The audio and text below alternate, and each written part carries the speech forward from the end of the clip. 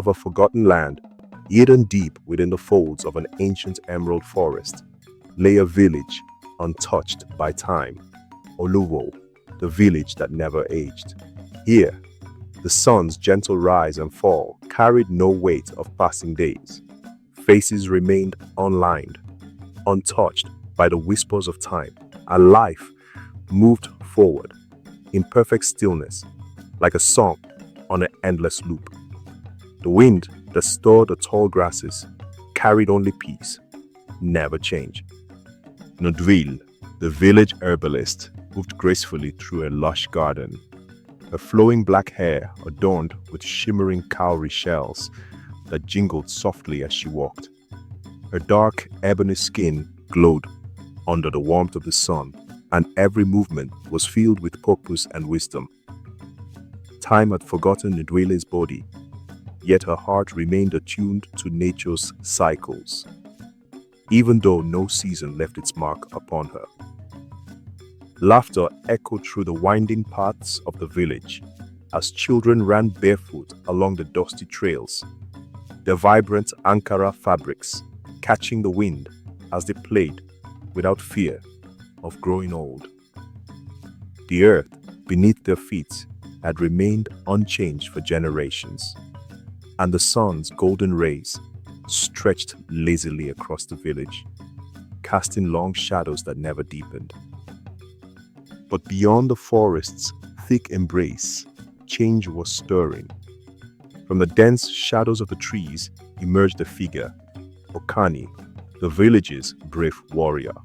His deep brown skin glistened with the sweat of distant journeys, and his red and black Ankara tunic rippled with each step forward. His afro hairstyle, short on the sides but curling boldly at the top, gave him an air of defiance, while the curved spear strapped firmly across his back marked him as protector and legend. His steps were steady but heavy with urgency. Villagers paused their chores as he entered the square, sensing the gravity of his return. Okani's eyes held the weight of distant lands, places where time still moved, where days passed, and where winds whispered of inevitable change. Before the great baobab tree, Okani knelt in respect before Eze Madu, the village elder. The old man sat beneath the tree's sprawling branches, his tall frame wrapped in a flowing royal blue agboda, embroidered with silver threads that shimmered under the moonlight. His shaved head caught the soft glow of the setting sun, and around his neck rested layers of heavy coral bead necklaces, symbols of wisdom and leadership. Okani's voice was low but steady. Time stirs beyond the forest, elder. The winds carry its whispers. It will return soon. Eze Madu's deep, resonant voice carried across the square as he addressed the villagers who had gathered in silence beneath the tree's ancient roots. Long ago, he began, the spirits of the forest gifted us with eternal youth, a blessing meant to protect us from time's cruelty. But no gift comes without its price. Though time has spared us its touch, it remembers the debt we owe. A ripple of unease spread through the gathered crowd. Faces that had never known the weight of age now reflected fear of the unknown. Eze Madu's eyes, steady and ancient, studied his people. The winds have awakened, the elder continued. We must prepare for the day when time comes to collect what is owed. In the quiet of her hut, Ifeoma, the village's gifted weaver, worked late into the night. Her dark bronze skin shimmered under the glow of a flickering lantern as her skilled fingers guided vibrant threads of yellow and orange across her loom. Her thick braids, tied neatly into a bone, swayed gently with each movement. As a design took shape beneath her hands, something unexpected emerged, a symbol, ancient and forgotten, hidden within the weave. A faint golden glow pulsed from the pattern, and realization struck like a thunderclap. The spirits had spoken through her craft. Clutching the woven cloth, Ifeoma rushed from her hut, her leather sandals kicking up dust as she ran toward the village square. She held the glowing fabric before Eze Madu, her voice breathless with urgency. Look, elder, the spirits have answered.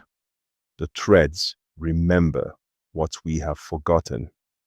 Eze Madu's wise eyes narrowed as he studied the glowing pattern.